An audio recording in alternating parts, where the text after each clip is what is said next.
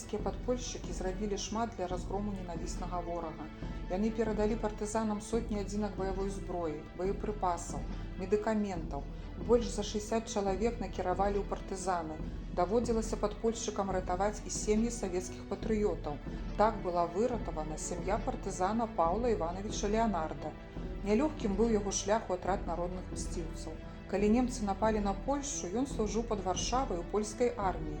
Армія распалася, і Леанард пайшоў на ўсход.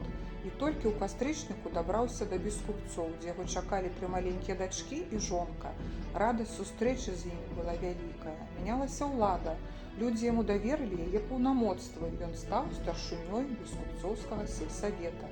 На гэтай пасадзе яго і застала вайна. Як актывіст ён мусіў хавацца ад немцаў. Усёй сям'ёй Леанарды вымушаны былі падацца ў замкавы лес. Праз некалькі дзён сустрэлі групу партызан, злучыліся з атрадам, які базіраваўся ў Ліпічанскай пушчы. Пачалося баявое жыццё. Сам Павел Іванович, як знаўца мясцовасці, у групе з камісарам атрада Еўдакімам Петуховым неаднойчы нападаў на нямецкі транспарт. Удзельнічаў у падрыве нямецкіх эшалонаў у Окавыскай зоне. Жонка Вера Іосіфаўна ў гэты час пякла партызанам хлеб. Старэйшая дачка Жэня дапамагала параненым.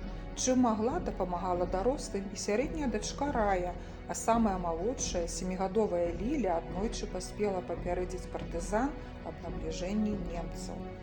Нялёгкімі былі партызанскія будні сям'і Леанарда, нямецкія блакады, холад, баявыя паходы. А ў адзін з дзён Павел Іванович атрымаў чорную вестку. Па даносе здрадніка братоў Акіма і Міхаіла, як родных партызана, расстралялі немцы. Здрадніцкая куля ледзь не забіла аднойчы і самого Паўла Івановича.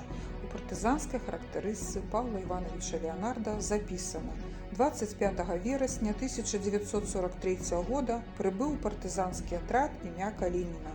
Паказаў сябе дысцыплінаваным, у баі вёў сябе адважна, неаднойчы атрымліваў падзякі, прадстаўлены да ўрадавай узнагароды.